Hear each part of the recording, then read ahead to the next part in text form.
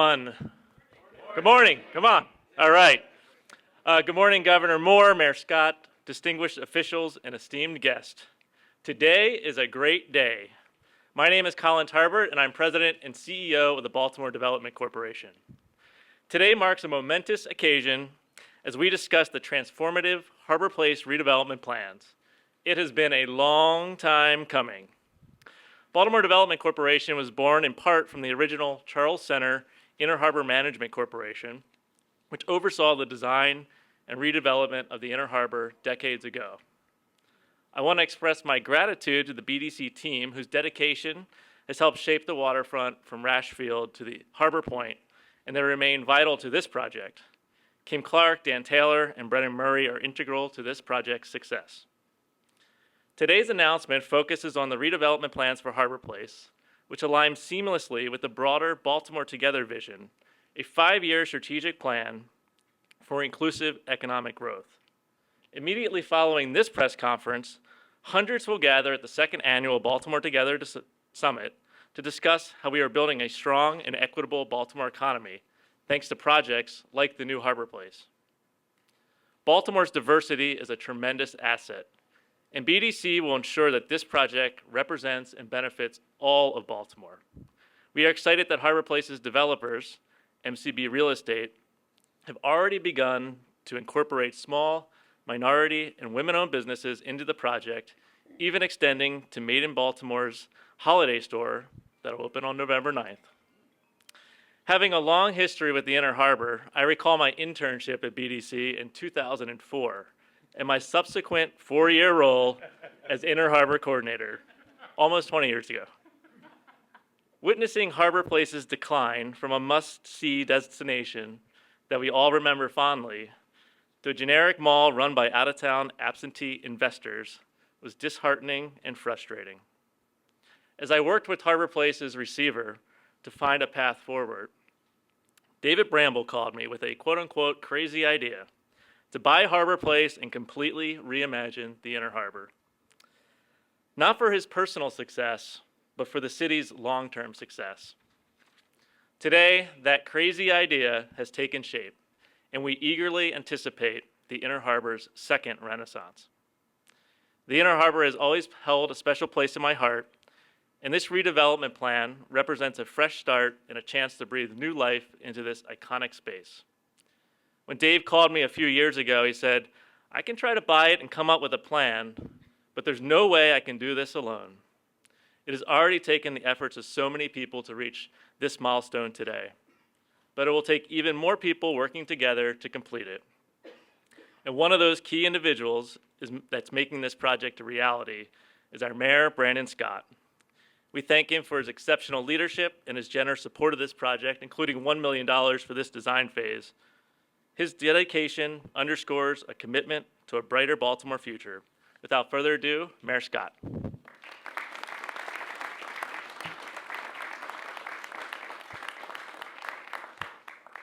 Good morning, everybody. That's not going to do today. We are talking about the crown jewel of Baltimore getting a new life, its second life, its best life. Stella's going to get her groove back. We're going to do better than that. Good morning, everyone. That is much more like it. It's a fantastic morning to be here in downtown Baltimore at the Inner Harbor. Thank you, Colin, for that kind introduction and being the way I like for them to be very brief.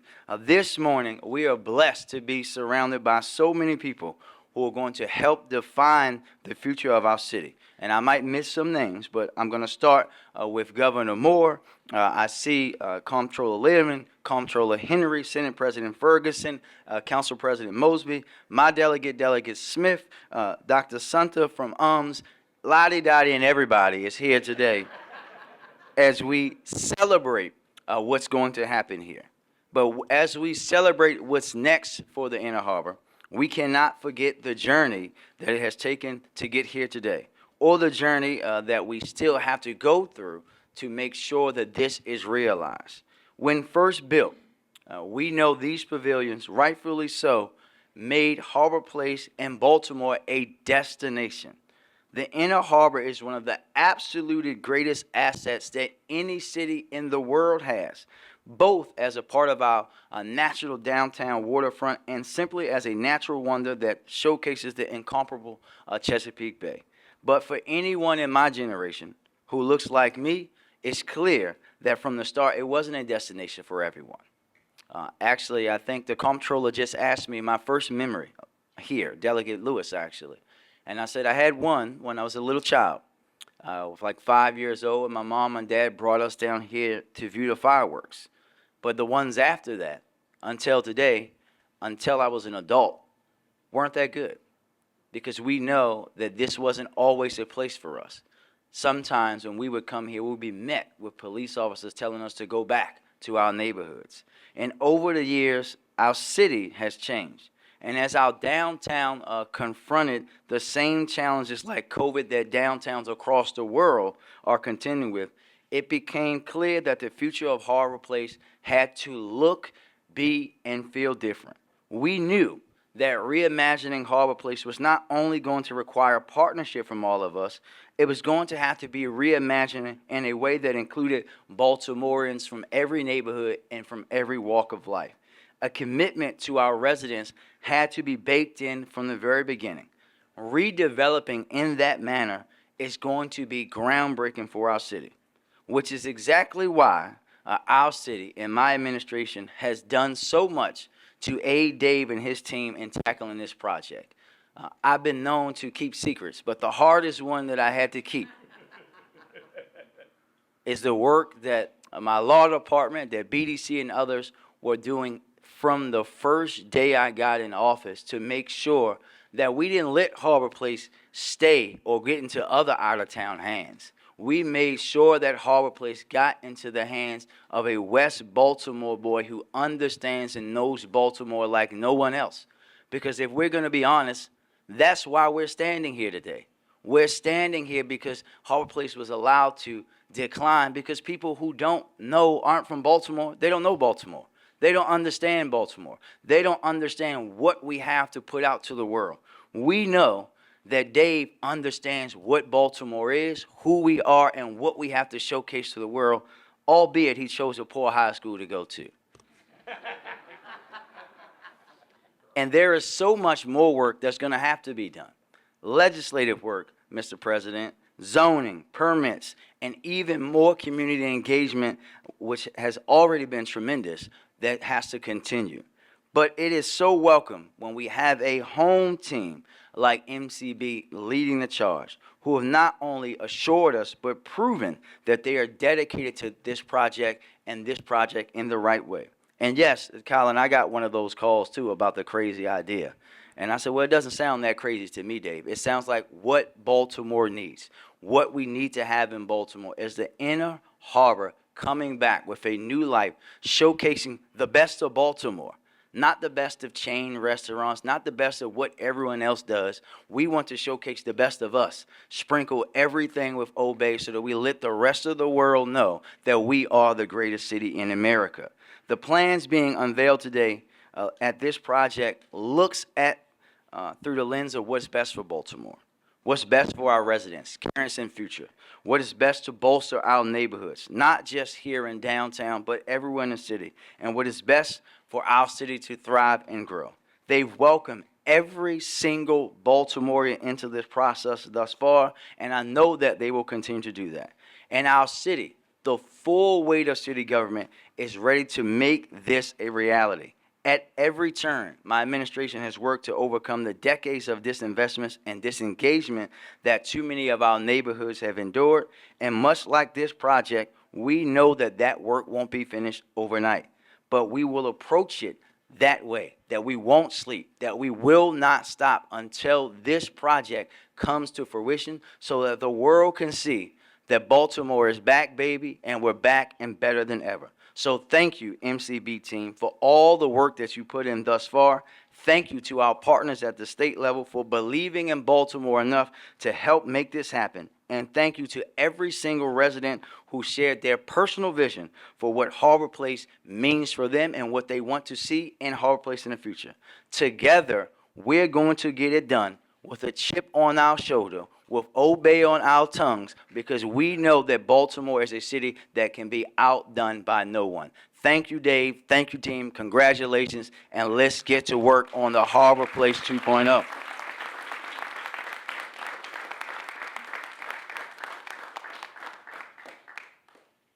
Oh, that's me. Okay. No, I got you. Okay. And without further ado,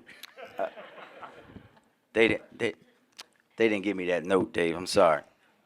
Let me introduce a true Baltimorean, a man who, quite frankly, does work all around this country, but knows and understands. And when you think about why Dave is the right person, MCB is the right entity to do this work, there are many folks who do development and work in Baltimore. Not everyone does them all around Baltimore. And to have Dave and his team who does stuff in Northwood, who does stuff in West Baltimore, who is doing what we used to call Myrtle Mall in his own neighborhood, to doing the crown jewel for Baltimore, shows us what we believe in ourselves as a city. That someone who grew up in West Baltimore, who understands that, is the right person to lead this development, because it is important for this to be representative of all of Baltimore and for us to have the best people and the best person leading that way. And without further ado, Mr. Dave Bramble, thank you again, my friend.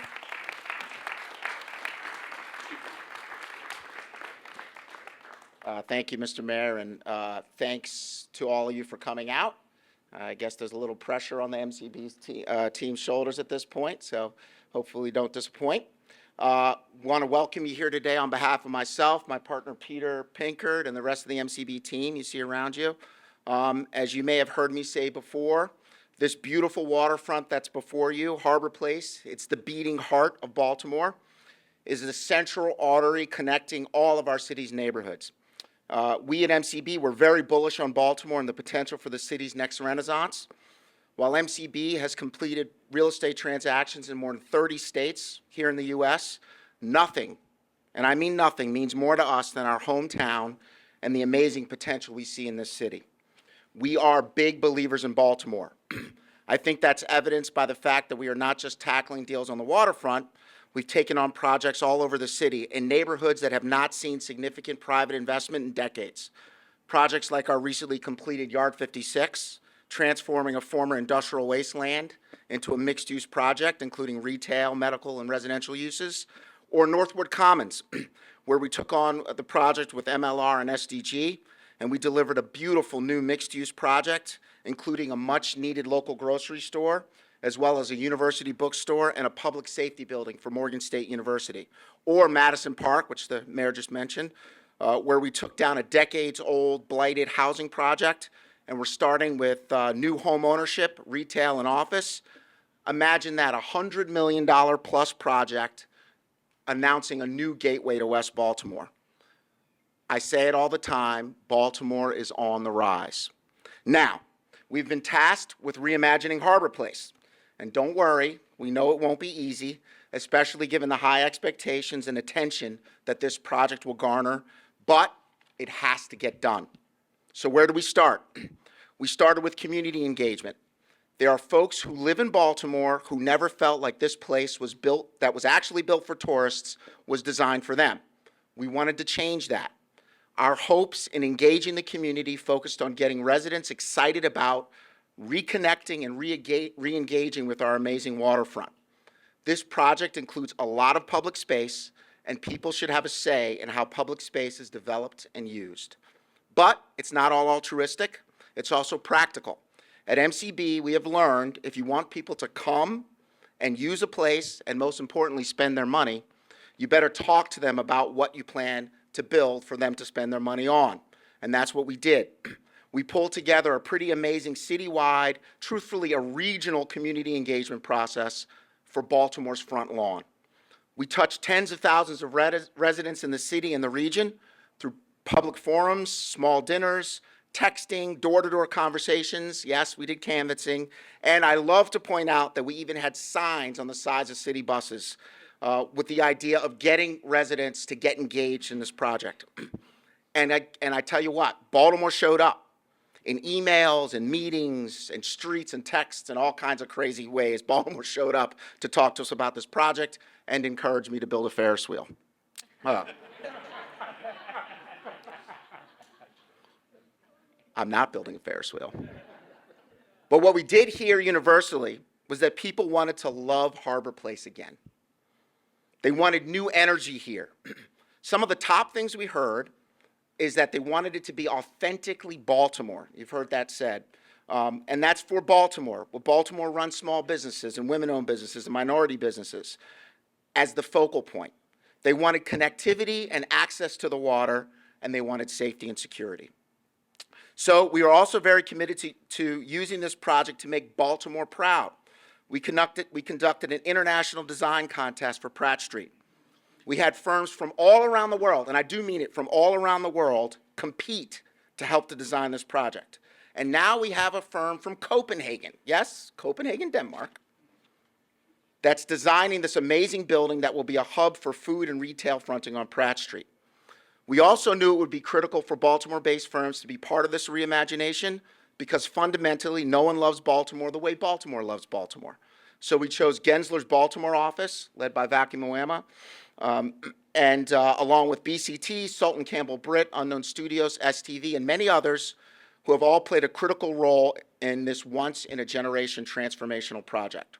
So these images that you are about to see today, or actually partially displayed here, this is a new mixed-use waterfront designed for environmental resiliency, more public and park space, better water views and water access, and a gathering place where people will want to come and shop and be entertained and work and live and linger and enjoy. So just let me run through the basics of the real estate very quickly. The preliminary design has these features: a new two-tiered residential tower, which could be up to 1,000 units on Light Street, with almost 40,000 square feet of publicly accessible commercial and retail space.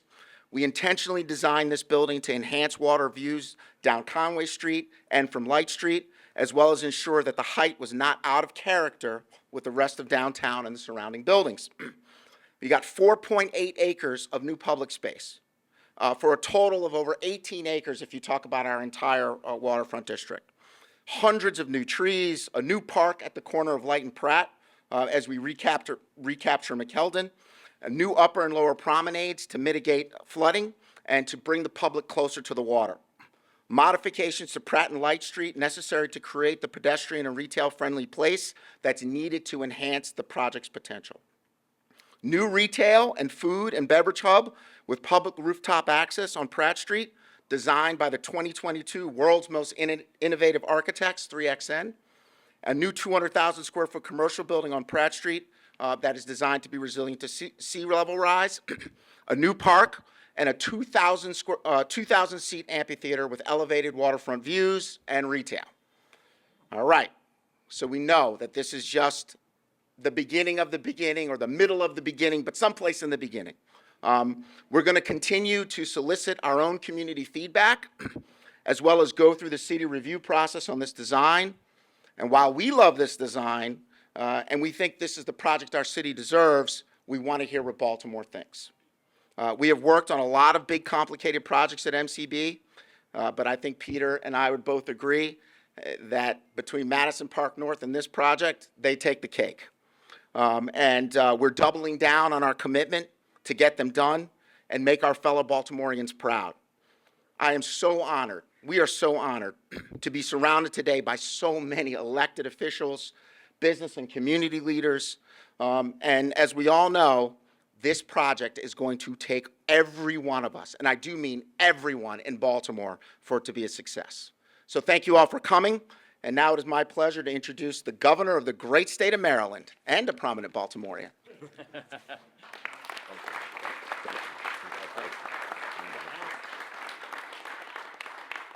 Thanks so much. Good morning. It is wonderful to be with all of you today, and it's wonderful to have a physical illustration of what is required for change and impact. Because as you see here, I'm grateful to stand here and also just to follow not just the hometown boy, but also a real visionary in this work, Dave Bramble, who, again, not only are in Baltimore, we're proud of Dave, but also we're thankful that you never forgot where you came from, and you're willing to invest in it.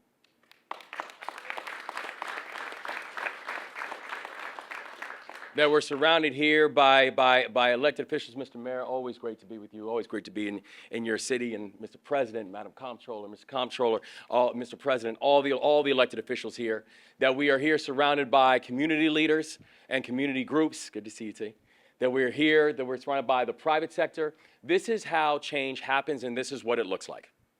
It looks this way when everybody decides that they are going to play a vested interest in making sure that change doesn't just happen, but that change is lasting. Because if we're not speaking to everybody, then we are speaking to nobody. If we are making sure that this is a collective conversation, then it's not a real conversation. And I can tell you, I am so proud today because when I say that this is Maryland's decade, I mean that. This is Maryland's decade. But it can only be Maryland's decade if it's Baltimore's time. It can only be a time that our state can rise when the state's largest city rise. And when people say, well, yeah, I mean, of course you'd say that. You're a Baltimorean. Yeah. But I don't say that because I'm a homer. I say that because I'm very good at math. Tell me a single state in this country that is clicking on all cylinders, but the state's largest city is not. The answer is there is none. In order for this to be Maryland's decade, it's got to be Baltimore's time. And we're going to invest that way, unapologetically. And we're going to get rid of this idea of the binary politics of what's good for one is not good for another. This idea that if we invest in Baltimore, that somehow that hurts the rest of the state. It's not true. And it's a game. And it's a dangerous one, where this does become a time for the rest of our state to remember that when we have a thriving Baltimore, then we have a thriving Maryland. That for many people, this is our state's gateway. This is our state's entry point. This is our state's home. This is our state's pride. And the ability to build out and invest in a real and cohesive way is going to help to determine the azimuth that all of us are going to follow going forward. And it's also an important time to remember that we are going to get rid of this binary politics of, well, if it's happening downtown, then what does it mean for other parts? Because let's be clear and let's be honest.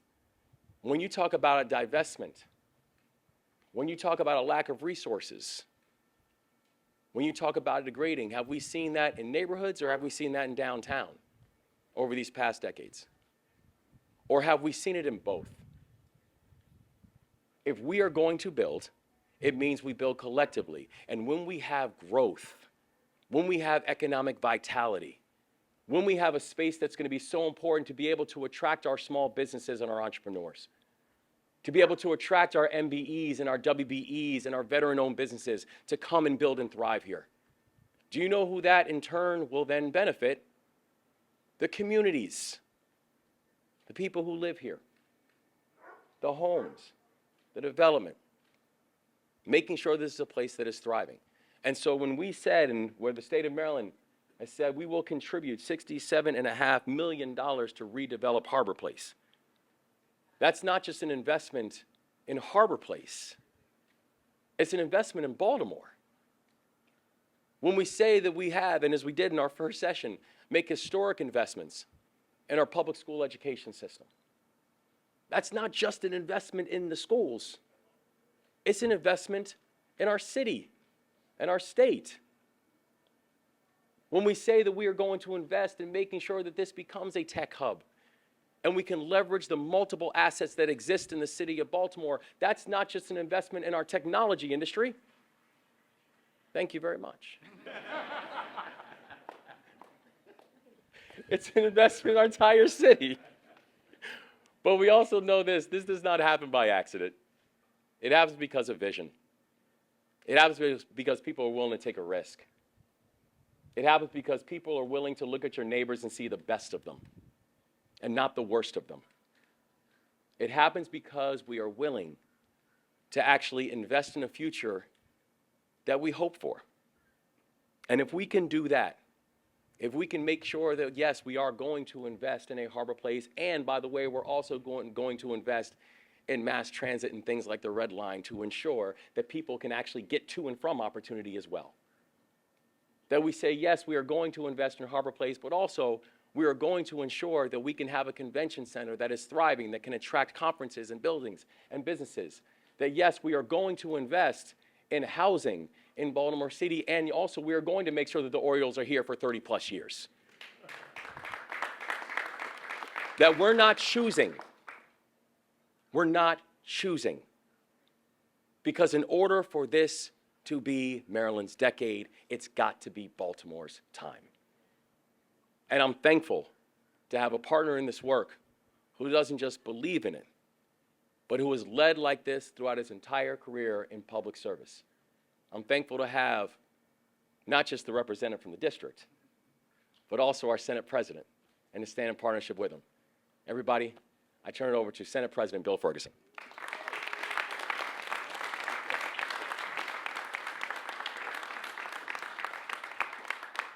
I don't get the piped-in applause. Is that the no? That's just Mr. Governor, I want to reiterate something that you just said. There is not a single city on this globe that has a struggling downtown and a thriving uptown. It does not exist. They are symbiotic. A city is only successful when its heart and soul, its downtown, is hitting on all cylinders. Dave, you have a big job ahead. The MCB team, this is no small task. But in this moment, for the city of Baltimore, nothing is more important.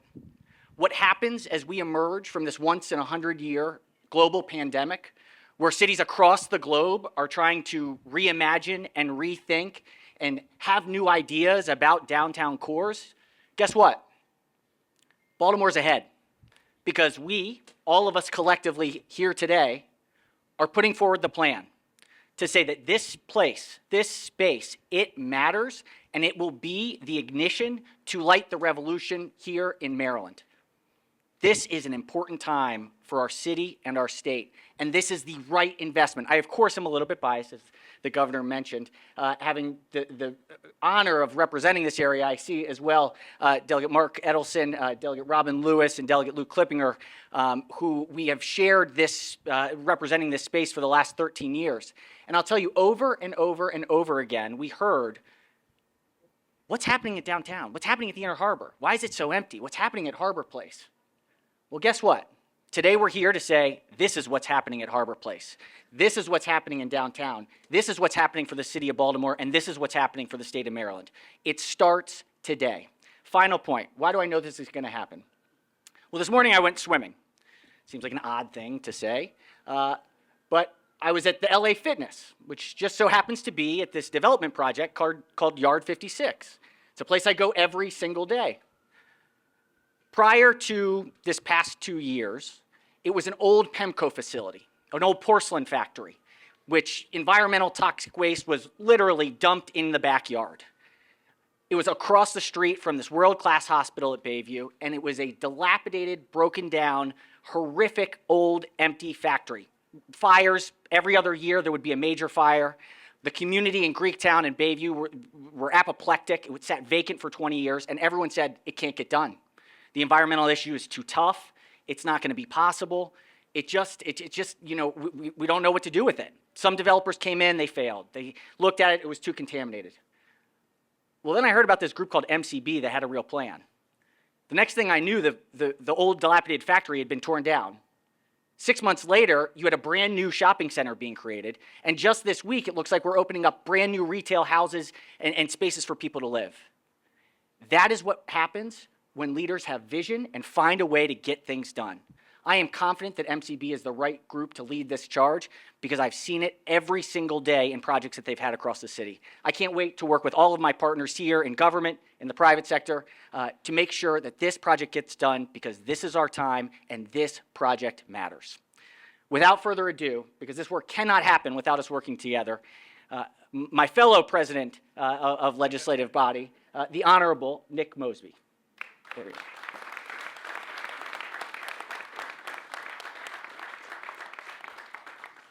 Thank you, Mr. President.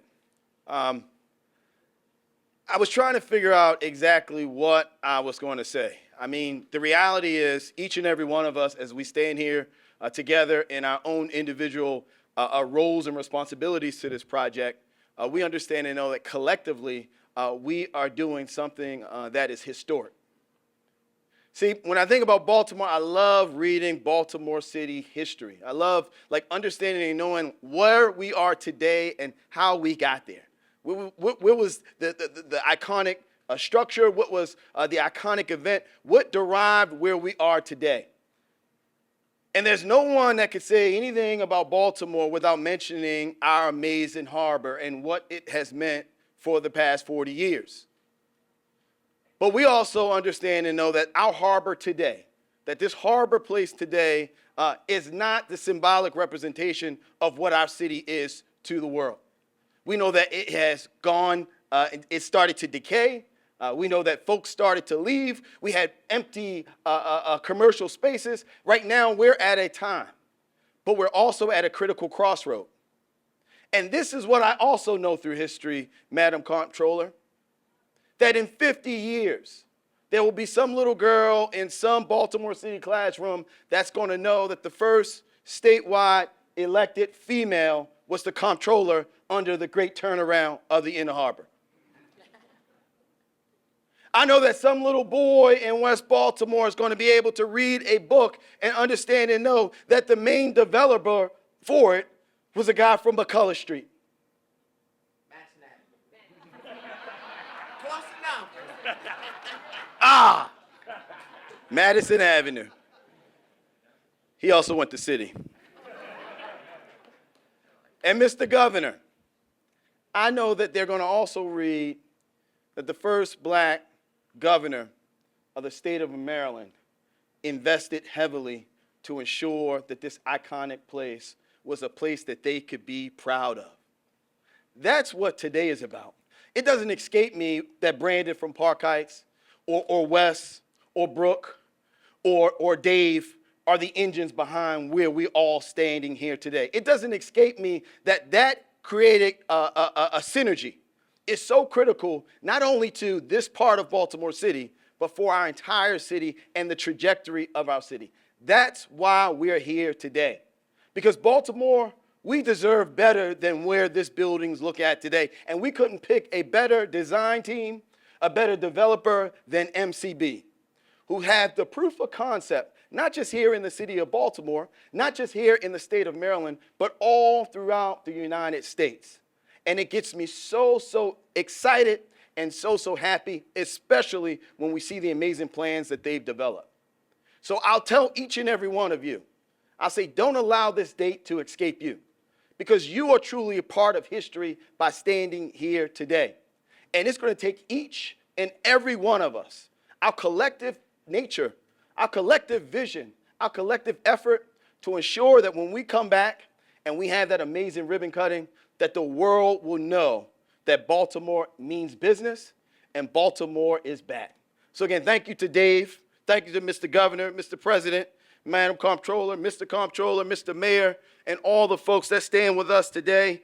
It leaves me with an absolute pleasure to announce the next person who is the actual managing director of Gensler, and that's Vaki Mawima. Tell me, what is it? Mawima. All right, I was close. Good practice, too. Oh, great. Wow. What an extraordinary day, an extraordinary moment. You know, for people like myself and others who are in our industry, these are the moments that we live for, these are the moments that we work for and that we want to be a part of. Good morning, everybody. My name is Vaki Mawema. I am with the global design firm, architecture and design firm, Gensler. Our office is literally across the street, right behind this building, right here. So we're more than excited to watch the view from outside our window change every day. And I personally have had the extraordinary honor of leading an equally extraordinary team of design professionals to synthesize what has been absolutely an amazing amount of ideas and thoughts and voices that have been shared throughout the community. You heard David Bramble speak about the tens of thousands of people who've contributed their ideas and their voices to this vision.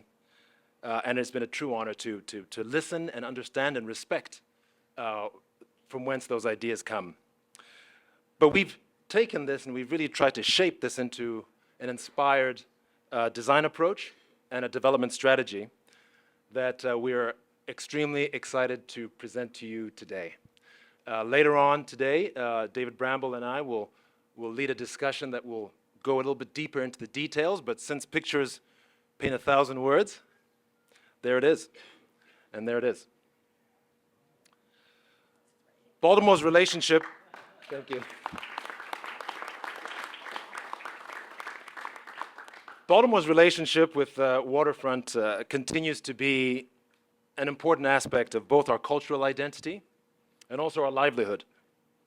The plan that we've developed really opens up our iconic inner harbor. And we believe it provides a much more equitable way to access the public space that we're going to provide that will stitch together all of the amazing open space and the promenade. And of course, deliver some incredible experiences and world-class architecture right here at Harborplace. And with the help of the community, with David Bramble's overall vision, which was really to provide an incredible place for everybody, and with our own local and design experience, brought together by an immense team of designers from all over the world, and many from right here in Baltimore, we've crafted a plan that we truly believe will shape the future of our city, certainly the skyline. So thank you very much to our design partners, including BCT, Sultan Campbell Britt, Unknown Studio, 3XN, STV, RKK, the Traffic Group, Biohabitats, and Moffett Nickel, for working with Gensler in a truly collaborative process. You know, I have to say that one of the other parts of this process that has been extraordinary to be part of and to observe is not just the design side, but the collaboration that's happened in the public sector and also in the private sector. And many of the representatives that I'm talking about are standing right here behind me right now. These folks have contributed their ideas and their voices and their own vision in an inclusive way to make this a reality. I really believe that today is the first day of our future forward as the city of Baltimore, and we are more than beyond proud to be part of it. Thank you all very much.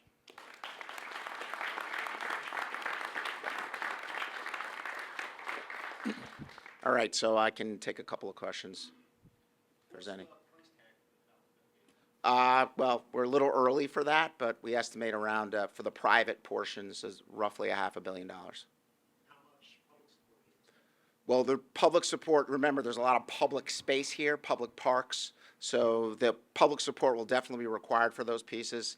As we move forward with the entitlements, we'll also work on pricing, and then we'll have conversations about the capital for the public realm. Anyone else?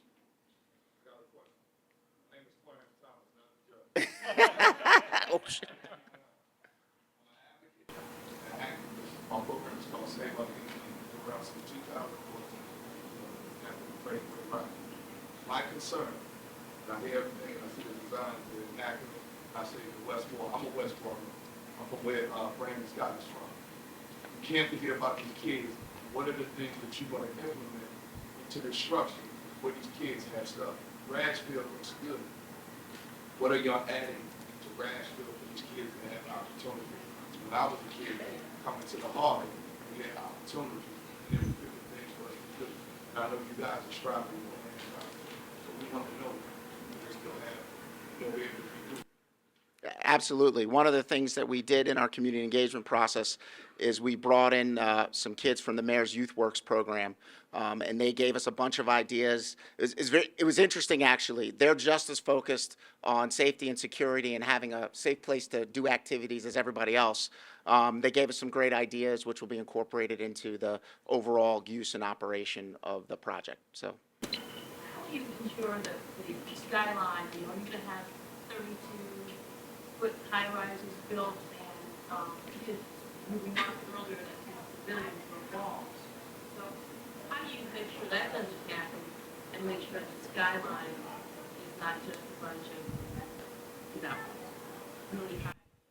well, we are changing the skyline, and they're going to be really big buildings. So that's point number one. But point number two, and kind of the vision of the design team, and when you get close up, you'll see, is that the ground plane, which is what people interact with, has lots more access than it has now. If you look at the current pavilions, they're effectively walls. So you walk up to Pratt Street or Light Street, you're facing the back of Hooters, or you're facing a delivery dock and a trash compactor. That will be completely different under these designs. People will be invited to walk up. You can see through right to the water. We think that is a problem that we've really solved with this design. You mentioned time for one more question. You mentioned safety and security. Do you mind elaborating a little bit more on that? And then also, what is the plan to entice people to actually want to come live here when the project is done, work here, use the facilities, maybe if there are some concerns about safety and security? So how do you actually? Sure, I think that's a good question. So we see safety and security as largely a problem driven by the fact that right now there's a vacuum here. And whenever there's a vacuum, it gets filled up with things that we don't feel safe around. We think by making it an active, 24-hour environment with residents and entertainment and food, we'll be able to activate this place, fill it up with people, feed on the streets, and that's our best path forward for making people feel safe. And I want to tell you something. People want to be here, right? There's lots of projects we build where we have to spend all this time trying to figure out how to convince people to come. This is not that. If you come here on a spring day or a nice day, you will see, or if the Orioles are playing, you will see people here. The problem is, once they visit, they're gone quickly because there's nothing for them to interact with, nothing for them to do. So I think this is an instance where we can use the built environment to really enhance and really take advantage of the fact that people want to be here, they want to interact with the water. We just got to give them something to do while they're here. Okay, thank you. Thank you.